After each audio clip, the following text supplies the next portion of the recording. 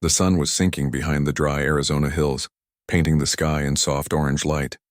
The wind moved gently through the tall grass, whispering against the quiet land. Ethan Cole rode his horse, Dusty, along the edge of the San Pedro River.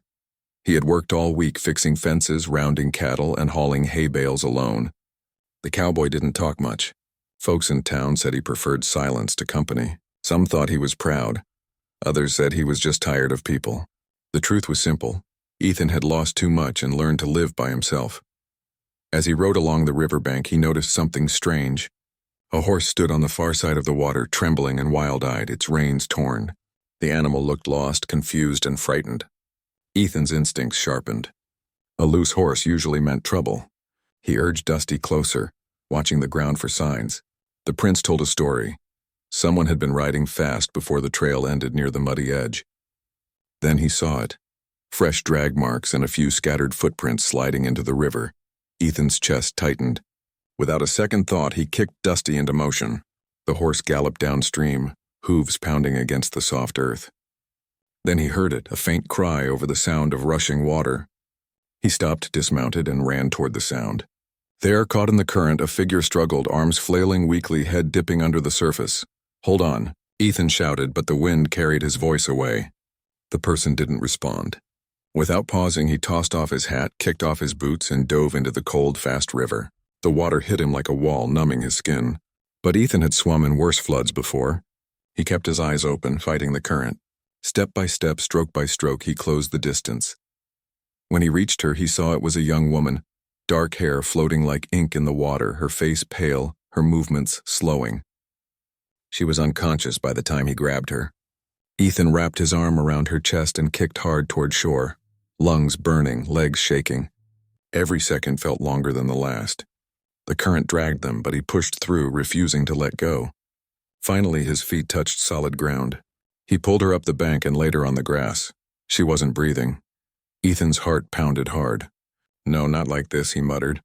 He knelt beside her, tilted her head back, and began pressing on her chest, just like the nurse had taught him years ago when a ranch hand had nearly drowned in a flash flood. "Come on, girl. Breathe," he said between pushes. Water trickled from her lips. He gave her air again and again, counting each second as if it were life itself. Then suddenly, she coughed. A deep choking sound that made Ethan sigh with relief. Water poured from her mouth as she gasped for air, her chest rising weakly. Ethan gently turned her to the side, patting her back. "That's it. Easy now," he said softly, voice trembling with both exhaustion and relief. The woman blinked, dazed and shivering. Her dark eyes darted around, filled with fear. Ethan took off his jacket and wrapped it around her shoulders. "You're safe now," he said. She didn't answer. Her lips trembled too much to speak. He pulled her closer to the fire pit he quickly built with dry branches. The crackling flames gave warmth and light as night began to fall. Ethan worked quietly, drying her hands and checking her pulse. She was young, maybe in her early 20s. Her long black hair was braided with small beads and colored threads, Apache style. He realized then who she might be. The nearby Apache tribe often came through this area, but they rarely spoke to ranchers. The tension between settlers and tribes was still strong, and trust was rare. Ethan knew this, but at that moment she wasn't Apache or stranger. She was just a human being he'd pulled from death. When her breathing steadied, she looked up at him. Her voice was weak. "Why, you saved me?" she asked slowly, as if each word hurt to speak. Ethan smiled faintly, sitting back. "Didn't think about it. You were drowning. That's reason enough." She looked at him as though trying to understand his calmness. The flames flickered between them, their faces glowing in the light. "My horse." "He ran away," she whispered. "River too strong." "Yeah." Ethan nodded, glancing toward the dark shape of the river. "Almost took you with it." She closed her eyes again, tired, her lips pale but breathing steady now. Ethan kept the fire going, careful not to let it die out. He didn't ask questions or speak much. Words were never his way. He just watched over her, making sure she didn't slip back into unconsciousness. Hours passed. The stars filled the sky and the desert turned silent except for the sound of the fire. Ethan looked at her again. She was asleep, her face peaceful now. Something stirred in him, something quiet and unfamiliar. It wasn't attraction. It was a strange sense of responsibility. He had saved lives before, animals, ranch hands, but this was different. This was someone who had looked death in the eye and come back because he refused to let her go. When dawn came, the woman stirred. Ethan handed her his canteen. "Drink slow," he said. She nodded, her hands trembling slightly. "I owe you," she whispered. "Don't owe me a thing," he replied. "Just glad you're still breathing." She tried to smile, but it faded quickly. "You are Cowboy?" she asked carefully, as if unsure what word to use. "Guess so," he said. "Name's Ethan Cole. Live west of town, near the ridge." She hesitated, then said softly, "I'm Nayeli. From the tribe north of here."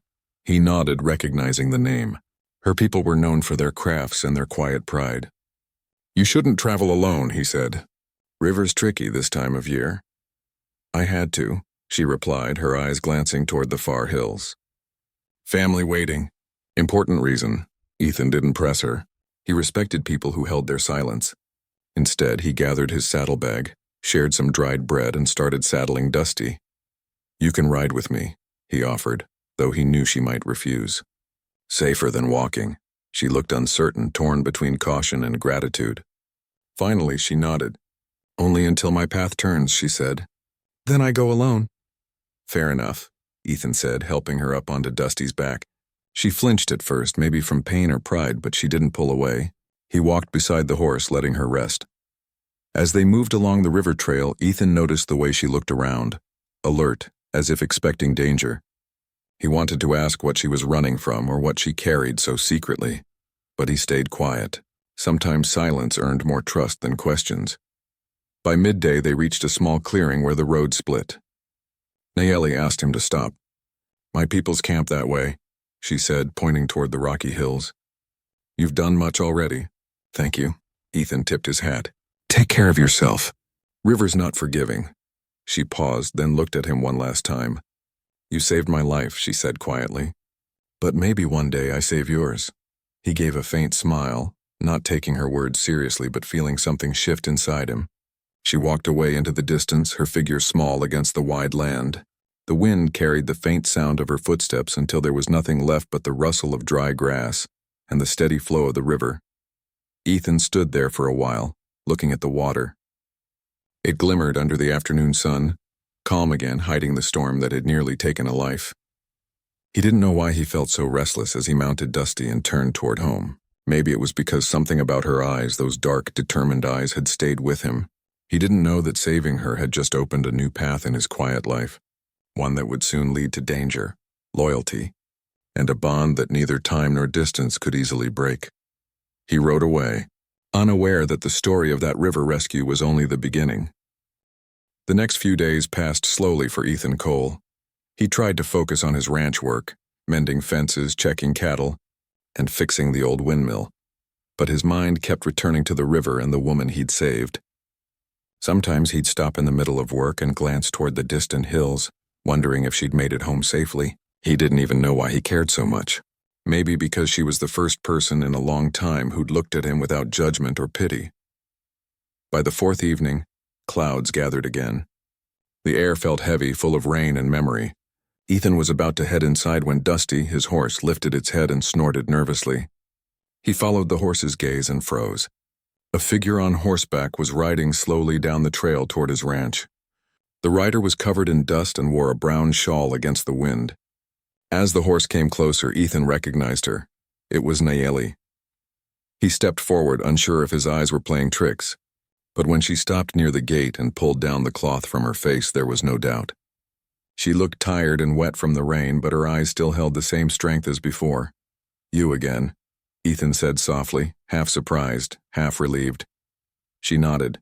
"I had to come," she said. Something happened. He opened the gate and helped her down. "You're soaked. Come inside before you freeze." Inside his small wooden cabin, the air smelled of firewood and coffee. Ethan hung her shawl near the stove to dry. Nayeli sat near the fire, staring into the flames. She seemed lost in thought, her hands folded tightly on her lap. Ethan poured her some warm coffee and set it down. "Thank you," she said quietly.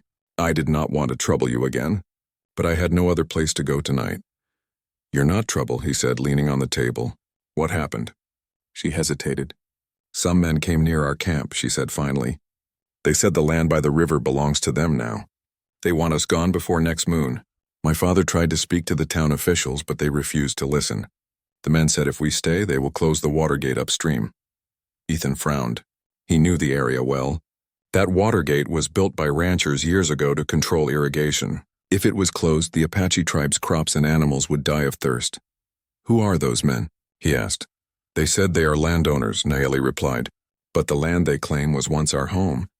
We have old papers from the government, very old. But they said they mean nothing now. She looked at him, her voice trembling slightly. My father sent me to bring proof to town, but I lost the papers in the river the day you saved me. Ethan was silent for a long moment. The rain beat against the window and the fire crackled softly. He could see the pain in her eyes, the kind that comes when someone's whole life is being taken away piece by piece. So that's why you crossed the river, he said quietly.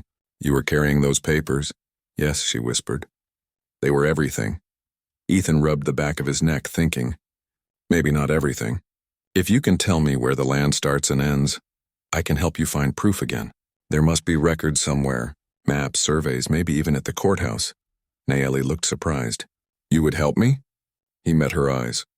You almost died because of this. I figure it's only right to see it through. She nodded slowly. There was a long pause, broken only by the sound of rain. She studied him for a moment, as if trying to understand why a lone cowboy would care about her people's struggle. You are not like other ranchers, she said softly. Ethan gave a small, tired smile. Maybe that's because I don't fit in anywhere. They spent the night sheltering from the storm. Ethan gave her a blanket and his cot while he slept near the fire. For the first time in years, his cabin didn't feel so empty. He listened to the rain outside and wondered what twist of fate had brought her back to his door. The next morning, the sun broke through the clouds, shining on the wet ground. Nayeli helped Ethan feed the horses and gather supplies. Though she wasn't used to ranch work, she tried without complaint. Ethan noticed her determination, the same fire that had kept her alive in the river. After breakfast, they rode into town together. The ride was quiet but not uncomfortable. The land stretched out wide and endless around them, the river glinting in the distance. Every so often, Nayeli would glance at Ethan as if she wanted to speak but held back. When they reached the small town, people stopped to stare. Whispers followed them, some curious, some cruel. An Apache woman riding with a white cowboy was enough to stir talk. Ethan ignored them and tied his horse outside the sheriff's office. Inside, they met with Sheriff Mallory, a broad man with gray hair and tired eyes. Ethan explained what had happened, how Nayeli's people were being forced off their land. The sheriff sighed and leaned back in his chair. Ethan, you know I can't get involved in these matters, he said. Land disputes go through the council, and you know how those ranchers are. They got money and lawyers. But it's not right, Ethan said firmly. Her people were here first. They just want their river. The sheriff looked at Nayeli, who stood quietly beside Ethan. Ma'am, he said gently, do you have proof of your claim? She shook her head. It was lost in the river. The sheriff frowned. Without it, I can't do much. Ethan's jaw tightened. Then we'll find new proof. Outside, Nayeli looked discouraged. They will not listen, she said softly. They never do. Ethan turned to her. Then we'll make them listen. I'll help you find something they can't ignore. They spent the rest of the day searching old town records. The clerk wasn't pleased to see them, but after some persuasion and a quiet payment from Ethan's own pocket, he allowed them to look at the dusty books stored in the back room. Hours passed as they turned yellowed pages and faded maps. The light outside grew dim. Then just before sunset, Nayeli gasped softly. Look, she whispered, pointing to a page. It showed a boundary line from years ago, clearly marking the San Pedro River as shared land, half belonging to the Apache territory, half to local settlers. Ethan smiled. That's it. That's what we needed. They copied the map carefully and rolled it into Ethan's saddlebag. As they stepped out into the cool evening, the town bell rang in the distance. The air smelled of dust and smoke. Ethan looked at Nayeli. We'll take this to the council in 2 days. They can't ignore what's written in their own records. She smiled for the first time since arriving. My father will thank you. Ethan looked away, feeling something stir inside him again. He told himself it was only duty, a promise to help someone in trouble. But deep down he knew it was more. There was something about her quiet courage that drew him in. They rode back toward the ranch as night fell. The sky turned deep blue, stars flickering like sparks. Halfway home, thunder rolled in the distance. The wind began to howl again.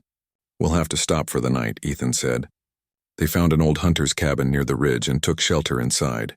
The cabin was cold, the roof leaking in one corner. Ethan started a fire while Nayeli dried her clothes near the flames. Outside, rain poured down once more, echoing against the wood. For a while, they sat in silence, listening to the storm. Then Nayeli spoke softly. "Do you ever get lonely out here?" Ethan stared at the fire. "Sometimes, but I got used to it. Easier than losing people." She nodded slowly, understanding more than words could say. "You saved me," she said quietly. "Now you help my people." "Why?" Ethan shrugged. "Guess I just believe right's right. Doesn't matter who it's for." She looked at him a long time, her eyes calm but searching. "You are not as alone as you think, Ethan Cole." The storm raged through the night. But inside the cabin, warmth grew, not from the fire, but from a quiet trust beginning to form between two people from different worlds. Ethan didn't know it yet, but by helping her, he had stepped into something far greater than a simple rescue. Something that would test his courage, his loyalty, and his heart. The morning sun rose slowly over the desert hills, turning the land gold. The rain had finally stopped, leaving behind the smell of wet earth and wild grass. Ethan stepped out of the old cabin and looked at the sky, feeling the cool air on his face. Inside, Nayeli was still asleep near the dying fire, wrapped in his blanket. For a long moment, Ethan just watched her rest, her face peaceful after a long night. He had spent years alone on the open range, never thinking much about anyone. But now things were different. He couldn't explain why, but something about her calm strength had started to matter to him. When Nayeli woke up, she smiled faintly, her eyes tired but bright. "The rain stopped," she said softly. Ethan nodded. "We've got a long ride ahead if we want to reach your camp by nightfall." She agreed and helped him pack. Even though she was not used to ranch life, she moved with quiet confidence, her hands steady and sure. They rode side by side, the horses' hooves splashing through shallow puddles. The land stretched wide around them, red cliffs, mesquite trees, and the long silver line of the river winding through it all. It was peaceful, but Ethan's eyes stayed sharp. Trouble had a way of finding people who tried to do the right thing. As they rode, Nayeli began to talk more. She told him stories about her people, how they followed the river for generations, how the water was sacred because it gave life to their crops, animals, and families. Ethan listened quietly, every word soaking into him like rain into dry soil. He hadn't realized how much the land meant to her people. To him, it was just home and hard work. To them, it was life itself. Around midday, they stopped near a grove of cottonwoods to rest. Nayeli shared bread and berries she had packed, while Ethan filled her canteen from a nearby stream. As she ate, her eyes softened. "When I was little," she said, "my father used to say the river carries memories. He said if someone saves your life in the water, your paths are tied forever." Ethan smiled a little. "Then I guess the river wanted us to meet." Nayeli looked at him for a moment, then nodded slowly. Maybe it did. Their quiet talk ended when they noticed dust rising on the horizon. Ethan's hand went to the revolver at his side. "Riders," he said in a low voice. 3 men appeared, riding hard, their hats low, faces half hidden by scarves. Nayeli's face turned pale. "Those are the same men from before," she whispered. "The ones who threatened my father." Ethan's jaw tightened. "Stay behind me," he said firmly. The riders slowed when they saw them, their eyes narrowing. The leader, a broad man with a scar across his cheek, gave a mocking grin. "Well, well, didn't expect to see an Apache girl riding with a cowboy. You lost, partner?" Ethan said nothing. The man's tone grew harder. "That land your friend's people live on ain't theirs anymore. Tell her to pack up and go before someone gets hurt." Ethan's voice stayed calm but cold. "No one's getting hurt today. Now turn your horses around and head back." The man laughed. "You think you can stop us? You'll regret siding with them." He spat on the ground, turned his horse sharply, and rode off with the others. The sound of hooves faded, leaving a heavy silence behind. Nayeli's hands trembled slightly. "They will not stop," she said quietly. "They will come again." Ethan looked at her. "Let them. But next time, we'll be ready." They continued their journey, more cautious now. When the sun began to set, they reached the edge of a canyon that led toward her people's camp. The wind blew softly through the rocks, carrying faint smoke from distant fires, Nayeli pointed toward a line of tents near the trees. "That's home," she said, her voice full of emotion. When they arrived, her tribe gathered quickly. Her father, Chief Tahoma, stepped forward. He was a tall man with silver hair and wise eyes. When he saw Nayeli safe, his face softened with relief. "My daughter," he said, embracing her. Then his gaze turned to Ethan. "This is the man who saved me," Nayeli said. "He helped me find the old map." The chief nodded slowly. "Then we owe him our thanks." Ethan felt uneasy under so many watchful eyes. The tribe's people looked curious, some cautious. But when Nayeli explained what he had done, their expressions changed to quiet respect. Ethan handed the copied map to the chief, who unrolled it carefully. His eyes filled with hope. "This could save us," he said. That night, the tribe invited Ethan to stay. They offered him food and a place near the fire. Children laughed nearby, playing with small sticks and feathers while the elders sang softly. It was a world Ethan had never been part of, yet somehow it felt familiar, simple, honest, full of heart. Nayeli sat across from him, the firelight reflecting in her eyes.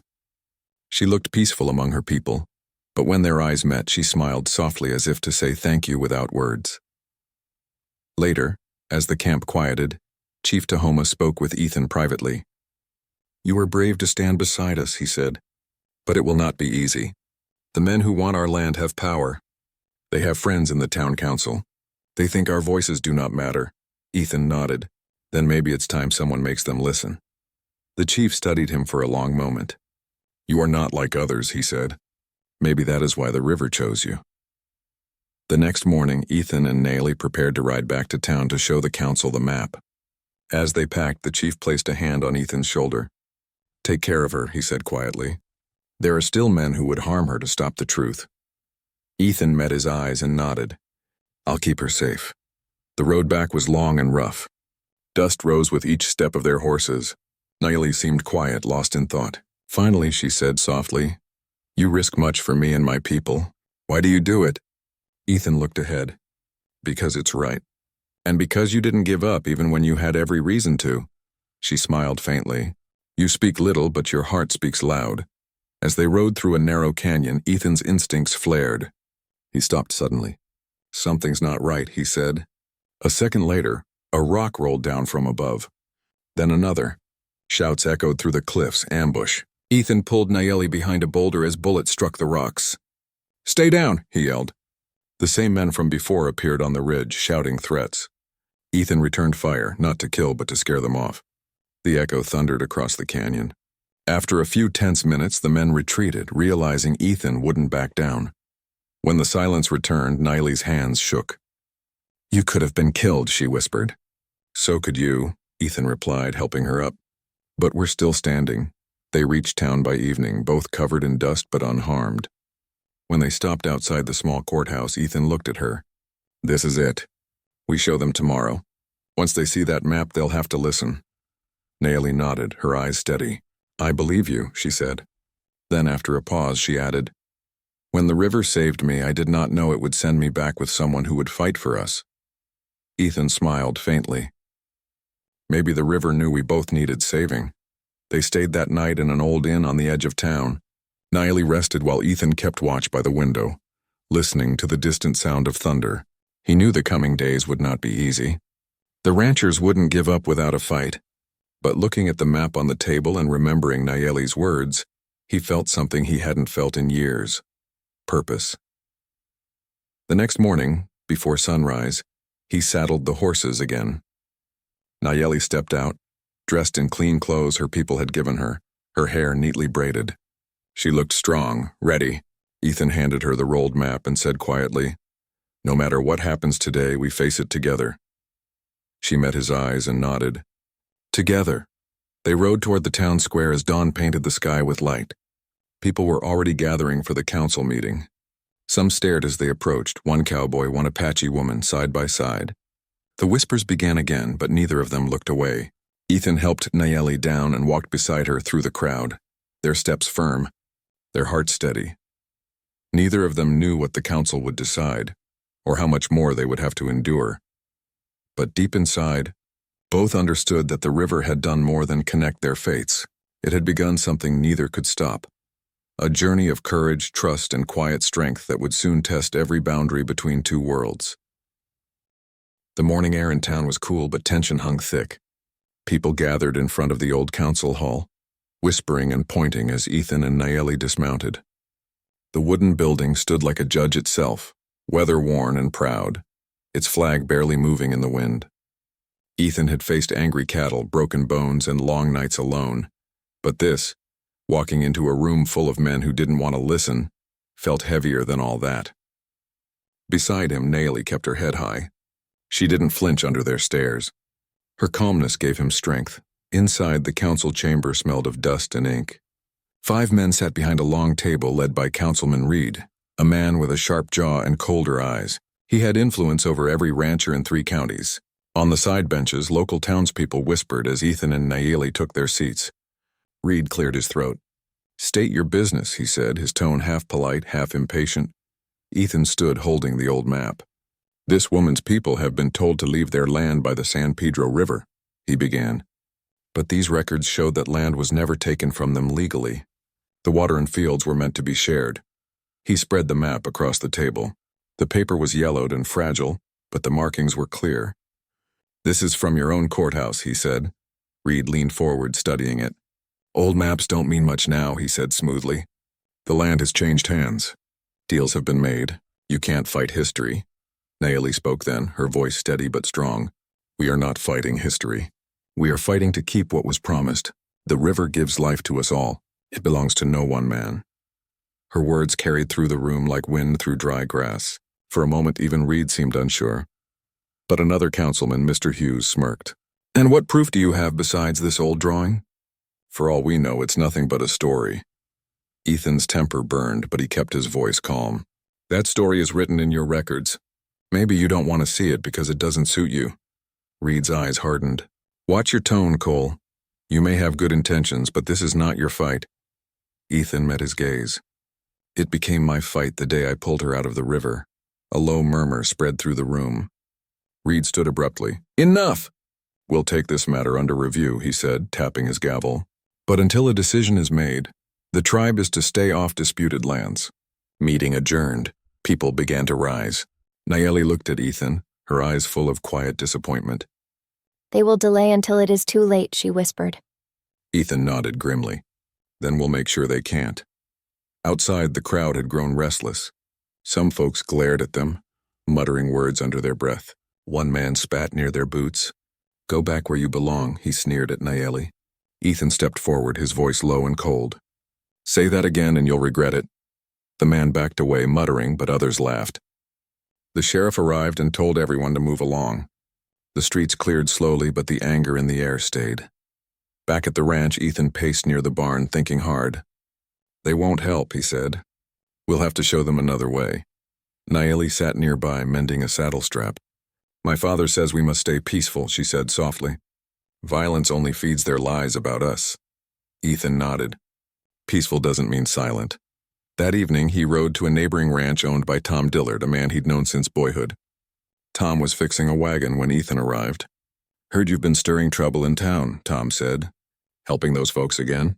Ethan replied, "Just helping what's right." Tom shook his head. "You're risking a lot, Ethan. These ranchers won't forget." Ethan looked him straight in the eye. "Let them remember. Maybe they'll start thinking before they take what isn't theirs." Tom sighed. "You've changed." Ethan mounted his horse. "Maybe I finally stopped pretending not to care." When he returned, the sky was deep blue, stars shining like scattered glass. Nayeli waited by the fence, her shawl wrapped tight around her shoulders. "My father sent word," she said quietly. "The ranchers are cutting water again. The crops are dying." Ethan's hands tightened on the reins. "We'll go at sunrise. I'll bring tools to open the gates." Before dawn, they rode toward the river. Mist floated above the water, cool and silver.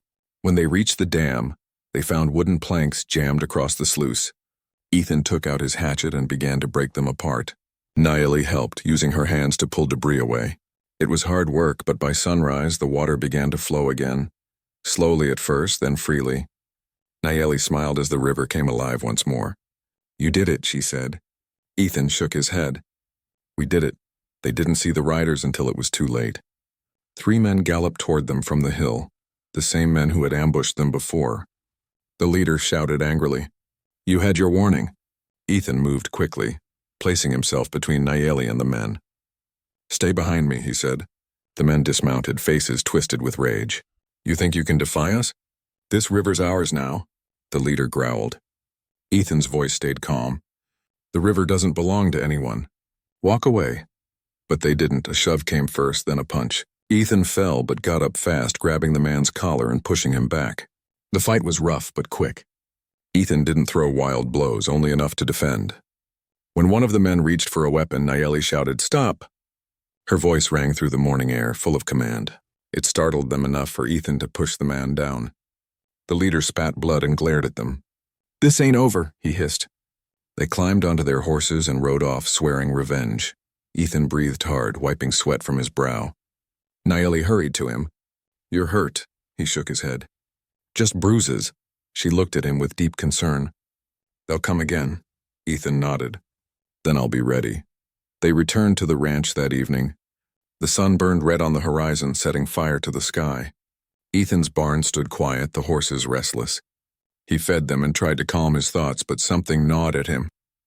The world felt smaller now, like danger was hiding behind every shadow. That night, while Nayeli rested, Ethan stayed up repairing a broken fence. The air smelled of hay and smoke. Suddenly, Dusty snorted and kicked the stall. Ethan looked up and saw a faint orange glow outside, the unmistakable light of fire. He ran out, heart pounding. Flames climbed up the barn's wall, licking the dry wood. "Nayeli!" he shouted. She ran out barefoot, eyes wide with fear. Together they grabbed buckets, throwing water on the fire. The smoke burned their throats, but they didn't stop. Sparks flew into the dark sky like angry stars. After long minutes, the flames finally died. Ethan leaned against the barn wall, coughing. Nayeli pressed a damp cloth into his hand. "Someone did this," she said quietly. He nodded. "A warning." He looked at the blackened wood and clenched his fists. "They won't scare me off." Nayeli touched his arm gently. "You stood against fire for us. My people will not forget." The next morning, Sheriff Mallory came to investigate. He looked at the ashes and sighed. "You're walking a dangerous line, Ethan. I know you mean well, but these men, they play dirty." Ethan replied, "Then they picked the wrong man to scare." The sheriff studied him a moment, then said quietly, "Be careful. Sometimes doing right makes more enemies than doing wrong." Days passed and tension grew. Some ranchers stopped talking to Ethan. At the saloon, whispers followed him like dust. But a few folks, farmers, workers, and widows, started nodding to him in quiet respect. They saw what he was doing and admired his courage. Nayeli stayed at the ranch during those days, helping with chores and sending word to her father. Slowly, she and Ethan fell into a rhythm. 2 lives once far apart, now tied by shared struggle. One evening, as the sun faded behind the hills, they sat outside watching the river flow gently again. The air was calm, the worst of the fire smell finally gone.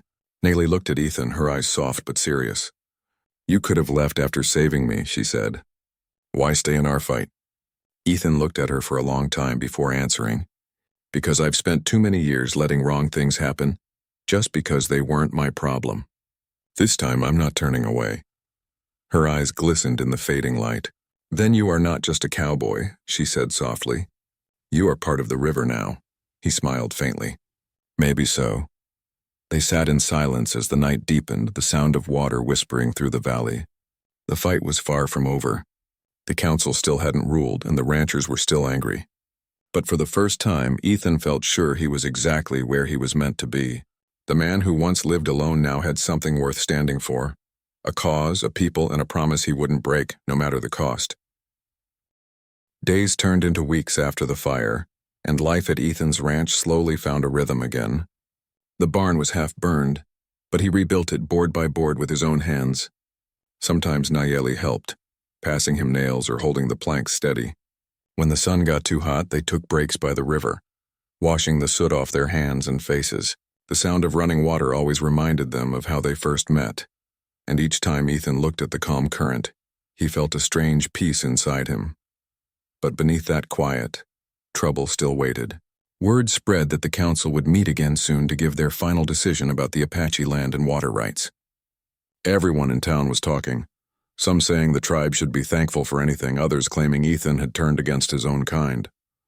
He ignored the gossip, though sometimes at night he'd stare at the fire and wonder how far people would go to keep their power. One morning, Sheriff Mallory rode out to the ranch. His horse looked tired, dust caked on its coat. "They set the meeting for tomorrow," he said as he dismounted. "Reed's been talking with the ranchers all week. They're pushing hard to close that river for good." Ethan frowned. "And the truth? The map? Doesn't that mean anything?" The sheriff sighed. "Truth doesn't mean much when men start counting money." He looked at Nayeli, who stood near the fence. "But the council's meeting is public. You'll have your chance to speak. Just keep your head high and your temper low." After he left, the ranch grew silent again. Nayeli watched the sheriff disappear into the distance. "If they refuse us again," she said softly, "my people will have to leave. The children have already stopped going to the river. They think it's cursed." Ethan turned toward her. "Then tomorrow we show them it's not cursed, it's life itself." She nodded slowly, her eyes full of determination. That night, neither of them slept much. The wind outside moaned through the hills like a warning. Ethan sharpened his tools, then stopped halfway, realizing he was nervous. It wasn't fear for himself. It was fear of losing something good, something pure that he had finally found again. The next morning, the town square was full. Men in hats, women in shawls, curious children, all crowded around the council hall. The sound of horses, boots, and low voices filled the air. Ethan and Nayeli rode side by side, both silent.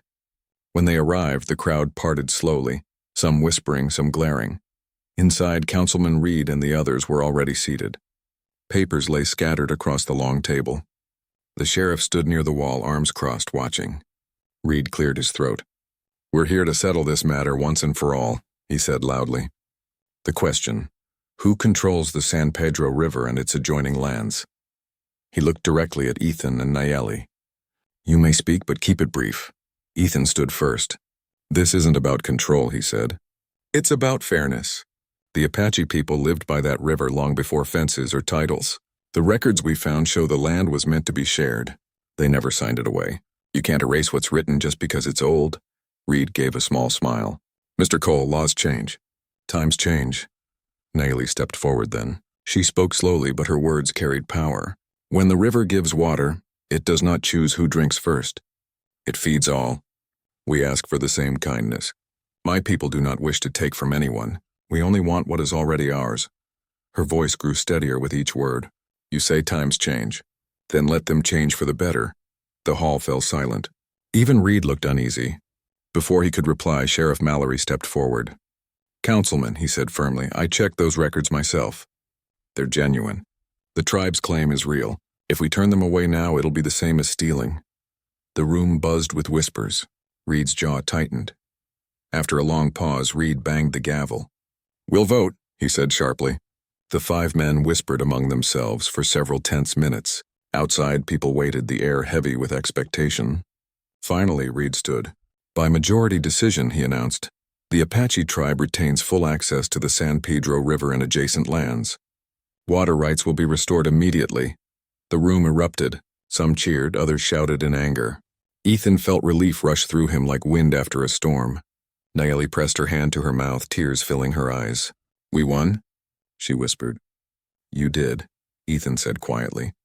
"You never stopped fighting, but not everyone was happy." Outside, a few ranchers gathered near the steps, their faces hard. The leader, the scar-cheeked man, glared at Ethan. "You just ruined yourself, Cole," he snarled. "No rancher will hire or trade with you again."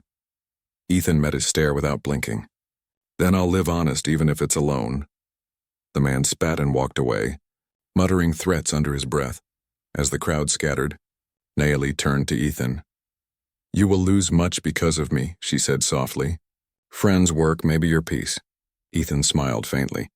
"I didn't have much peace to start with, and I think I found something better." They rode back to the ranch that afternoon. The air felt lighter, the sun warm on their backs. When they reached the river, the water sparkled under the light, free again. Children from Nayeli's tribe were already playing near the shore, laughing and splashing. Older men worked to repair irrigation ditches, their faces full of gratitude. Nayeli's father, Chief Tahoma, stood waiting on the far bank. He greeted them with a proud smile. The council's decision has reached us already, he said. Our people are singing again. He turned to Ethan. You have given us back our water and with it our hope. You are always welcome among us. Ethan shook his hand firmly. Your daughter did most of it. I just stood beside her. That evening, the tribe invited Ethan to a gathering. A large fire burned in the center of the camp, casting a warm glow on every face. Drums echoed softly as people danced and sang. Ethan sat near the fire, feeling out of place at first. But then a group of children ran up and handed him a carved wooden charm shaped like a river wave. It's for luck, one of them said shyly. Ethan smiled and tied it to his belt. When the songs ended, Chief Tahoma stood and raised his voice. There is a man among us tonight who was once a stranger. He saved a daughter of the river and fought for her people when others turned away. For that we honor him. The crowd clapped, some even cheering his name. Ethan looked down, humble and unsure what to do. Niley stepped forward and placed a small beaded band around his wrist. So you will always remember, she said softly. The stars stretched endless above them. The fire crackled, sparks floating into the night. Ethan felt a peace he hadn't known in years. For once, the silence around him wasn't lonely. It was alive, full of meaning. Later, as the camp quieted, Nayeli walked with him to the edge of the river. The moonlight shimmered on the water, soft and silver. When I first met you, I thought you were just another cowboy, she said gently. But you were different.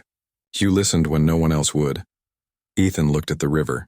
When I pulled you out that day, I thought I was saving your life. Turns out maybe you were saving mine, she smiled. Then we both owe the river. They stood there for a long time, listening to the soft murmur of the current. It was the same river that had nearly taken her life, the same river that had carried them both into something greater. When morning came, Ethan helped the tribe build new fences and fix their fields. The days were long but peaceful. Some ranchers stayed distant, but others began to change their minds, seeing that sharing the water didn't hurt anyone. Slowly, old wounds between settlers and Apache began to heal. Months later, travelers passing through would tell the story of a quiet cowboy who once dove into a raging river to save a young Apache woman. They said that from that day on, the river never ran dry again. Some called it a legend, others a lesson. But for those who knew the truth, it was a story of courage, kindness, and a promise kept. And sometimes, when the sun set low over the hills, Ethan would sit by the riverbank with Dusty grazing nearby. He'd listen to the soft sound of water and remember the night he brought a stranger back from the edge of death. The river had given him something he never expected, a purpose, a family, and a reason to believe that even one quiet man could make a difference. The wind would rustle the grass, carrying faint echoes of laughter from the Apache camp across the water. Ethan would smile to himself, tip his hat and whisper, "Thank you, river." The current would keep flowing, steady and calm, as if answering him in its own gentle language, reminding him that sometimes fate doesn't shout. It whispers through water, wind, and the hearts of those who listen. And from that day forward, the story of the lone cowboy and the Apache woman became part of the river's song, endless, timeless, and true.